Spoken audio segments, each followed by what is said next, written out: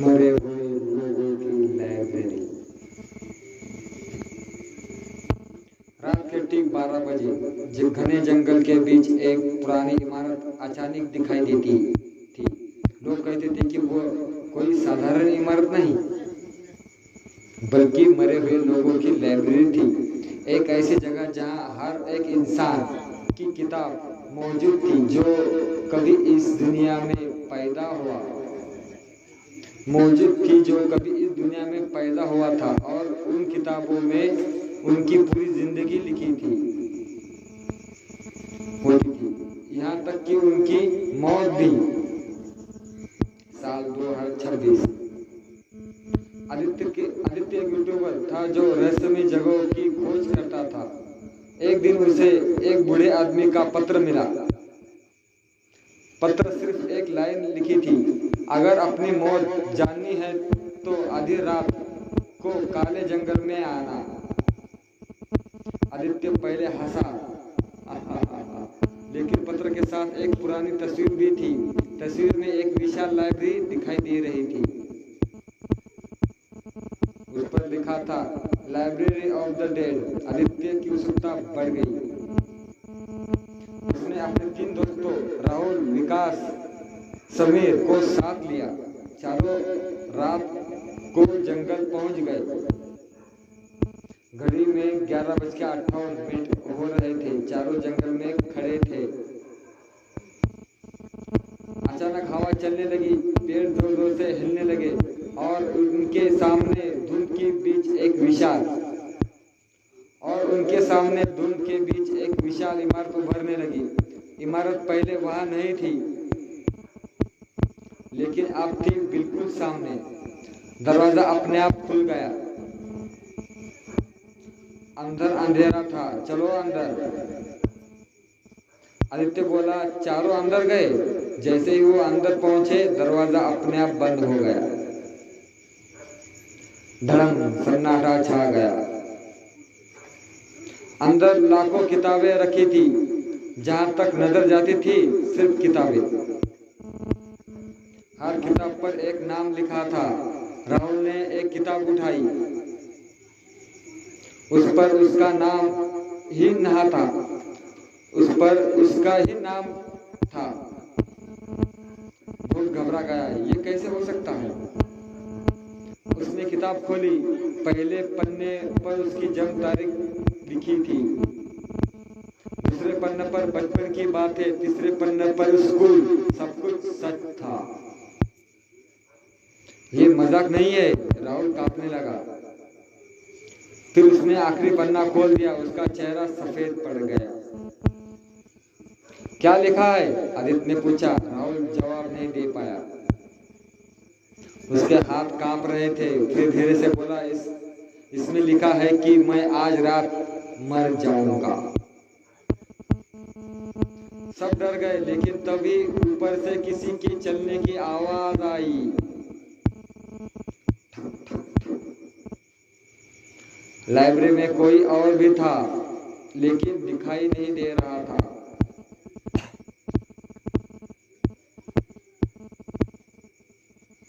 आदित्य ने टॉर्च ऊपर घुमाई। एक काली परछाई रेलिंग के पीछे खड़ी थी। उसकी आंखें लाल चमक रही थी और वह उन्हें देख रही थी। अचानक वह गायब हो गई।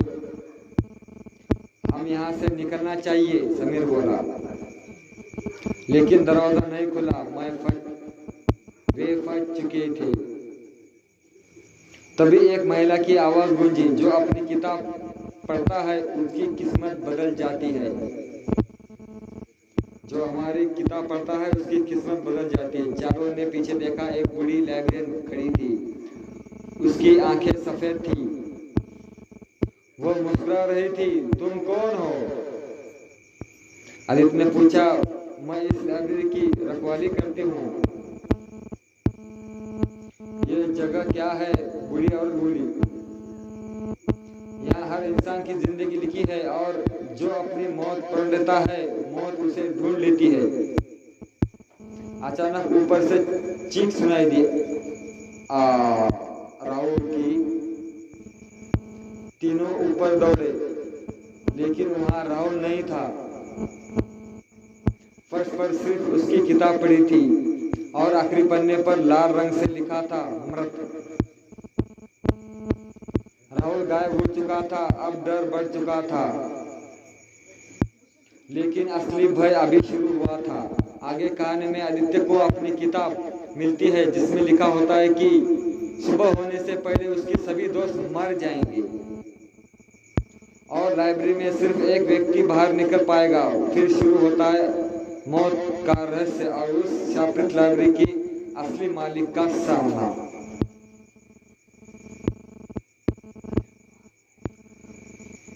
ये शुरुआत लगभग 8-10 मिनट की है। घंटी की पूरी कहानी के लिए इसे अपने भागो।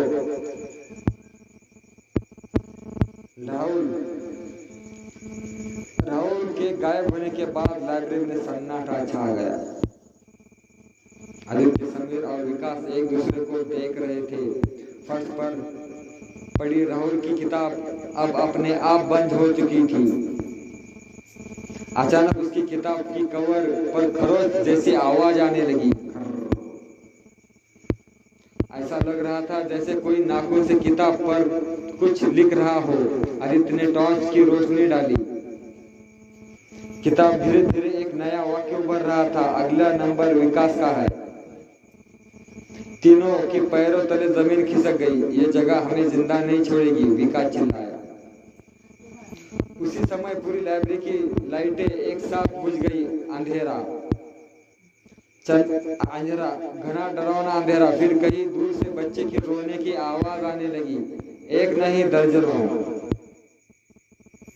बच्चों की। समीर कांपने लगा। ये आवाज कहां से आ रही है? आदित्य ने टॉर्च घुमाई। सामने एक नया दरवाजा दिखाई दिया। वो पहले वहां नहीं था। दरवाजे पर धूल जमी हुई थी और ऊपर लिखा था प्रतिबंधित अनुभव, रिस्ट्रिक्टेड सेक्शन। बूढ़ी लाइब्रेरियन अचानक उनके पीछे प्रकट हुई। उसकी सफेद आंखें चमक रही थी। वो बोली, जिसने भी उस कमरे में कदम रखा वो कभी वापस नहीं आया।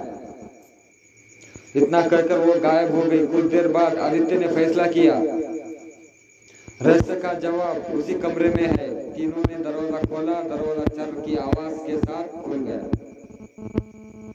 अंदर हजारों पुरानी किताबें थी, लेकिन इन किताबों पर लोगों का नाम नहीं थे।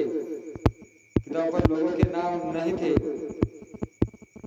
उन पर सिर्फ तारीखें लिखी थी। 1784,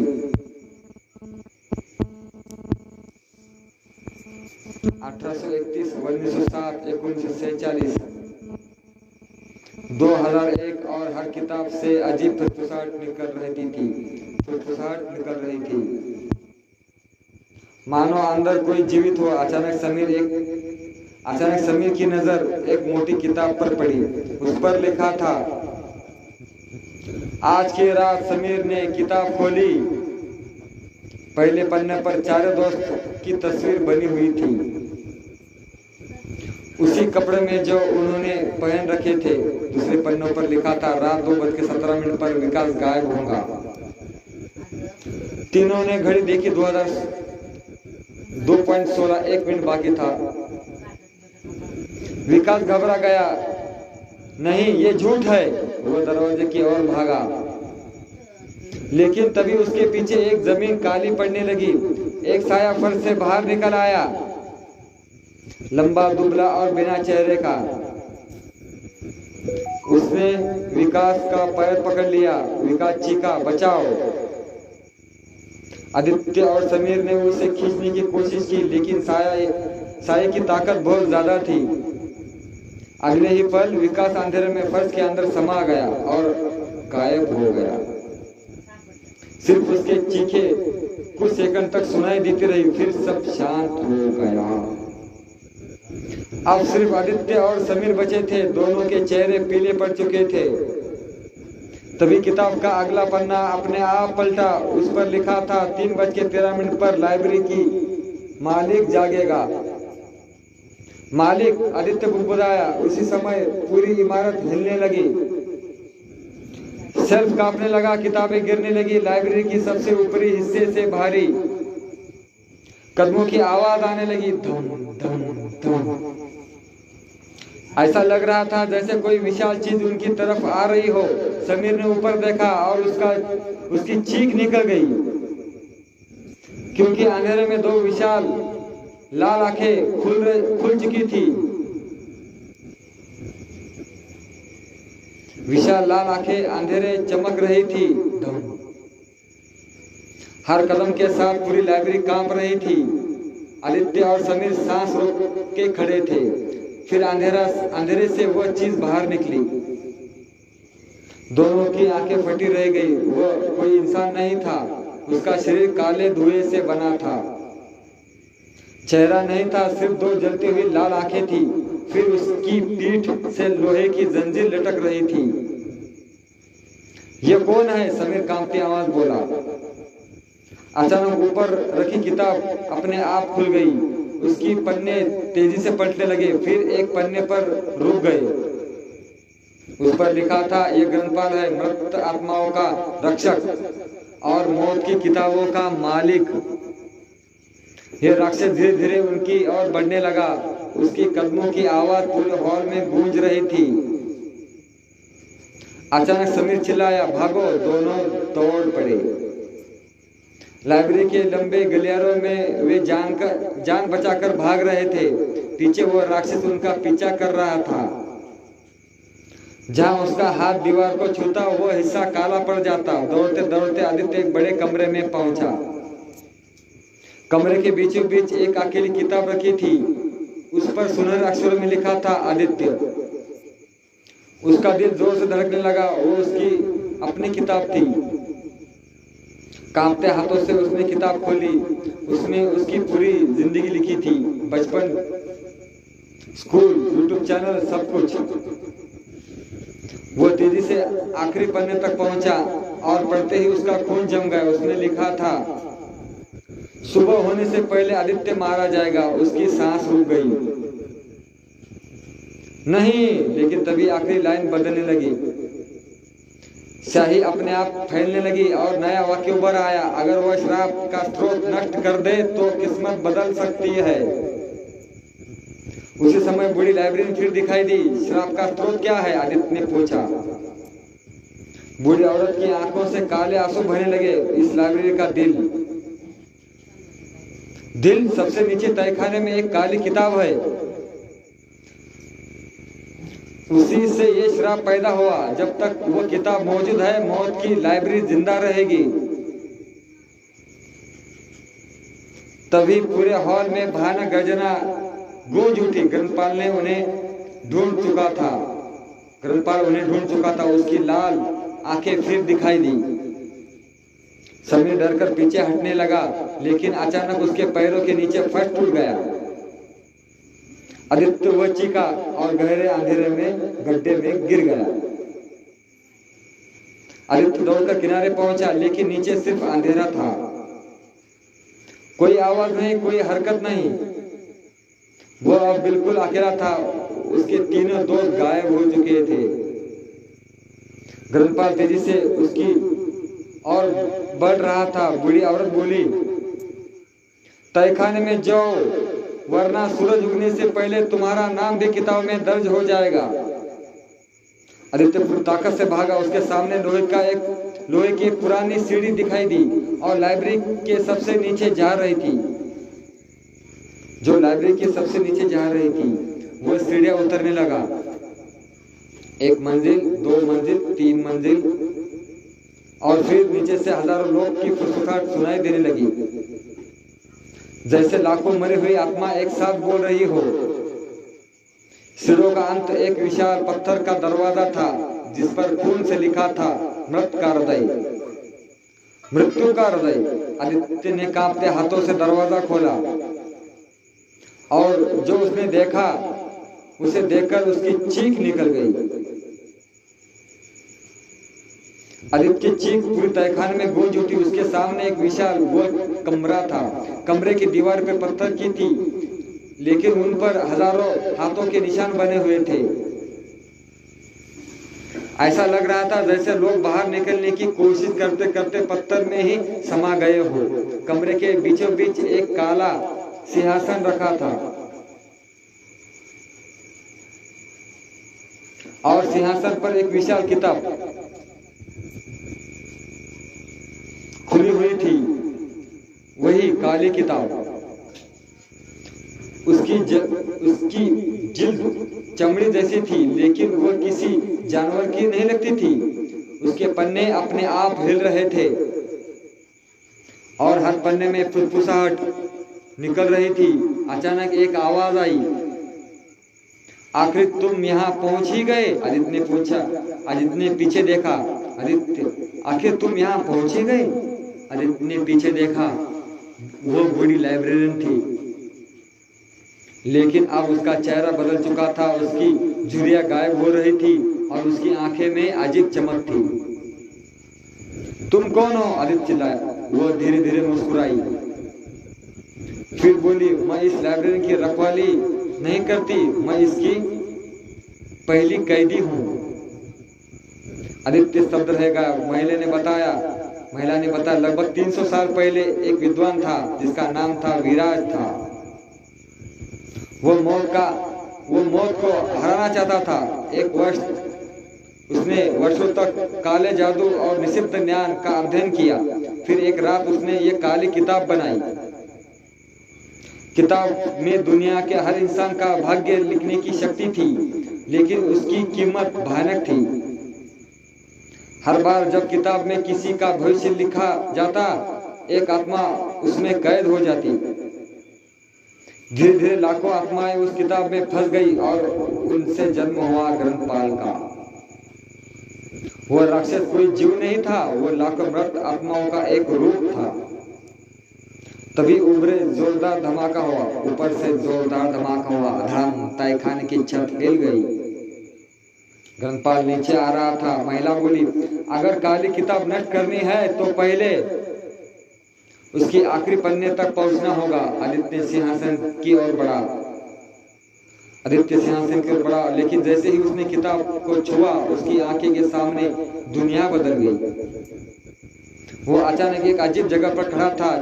चारों ओर अंधेरा और उसके सामने हजारों लोग खड़े थे। राहुल, विकास, समीर और अगणित अजनबी, सबकी आंखें सफेद थी। राहुल आगे आया, धीरे से बोला, आदित्य, हमें यहाँ से आजाद करो। अचानक सभी आत्माएं एक साथ बोलने लगी, हमें मुक्त करो, हमें मुक्त करो, हमें मुक्त करो। उनकी आवाज इतनी भयानक थी कि आदित्य के कानों से खून निकलने लगा। और तभी एक और आवाज गूंजी, भारी, डरावनी और गुस्से से भरी, कोई मुक्त नहीं होगा। अंधेरे से एक आदमी बाहर आया, काले कपड़े, लंबे सफेद बाल और आंखें पूरी तरह काली।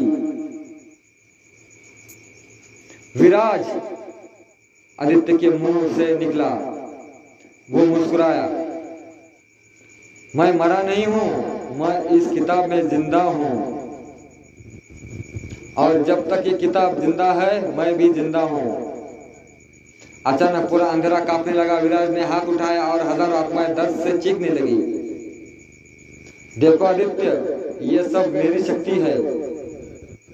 अगर किताब नष्ट हुई तो ये सब आत्माएं भी नष्ट हो जाएगी। आदित्य रुक गया।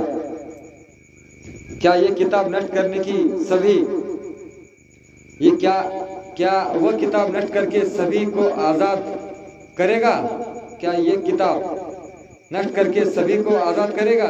ये लाखों आत्माओं के साथ उन्हें भी मिटा देगा?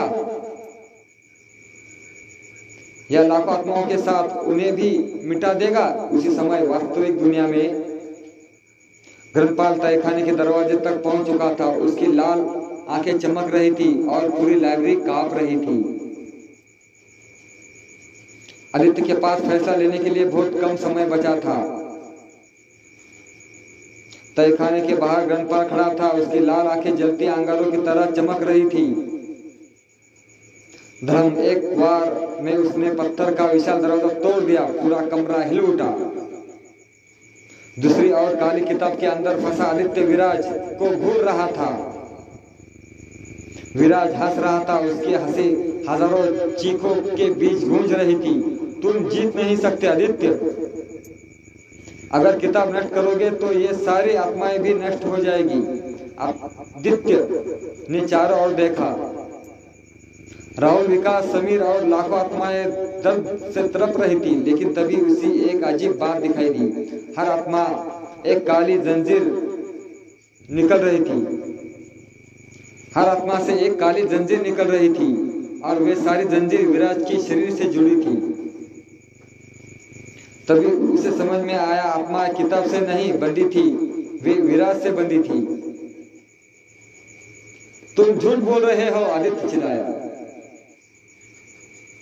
विराज का चेहरा बदल गया। पहली बार उसके चेहरे पर डर दिखाई दिया। अगर तुम खत्म हुए, आदित्य बोला, तो ये आत्माएं आजाद हो जाएंगी। विराज घुर्राया और अगले ही पल उसने हमला कर दिया। अंधेरी की लहर आदित्य की ओर दौड़ी, लेकिन आदित्य ने काली किताब उठा ली और उसी पूरी ताकत से खोला। किताब की आखिरी पन्ना चमक उठा। उस पर एक ही वाक्य लिखा था, जिसने मुझे बनाया उसी के विनाश से मेरा अंत होगा। आदित्य समझ गया। उसने किताबों को विराज की ओर फेंक दिया। विराज चीखा, नहीं नहीं नहीं, लेकिन देर हो चुकी थी। किताब उसके सीने से टकराई। उसी क्षण लाखों जंजीरें टूटने लगी।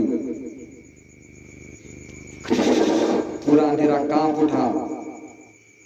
राहुल की आत्मा चमकने लगी, फिर विकास, फिर समीर, फिर लाखों और आत्माएं। विराज दर्द से तड़प रही थी।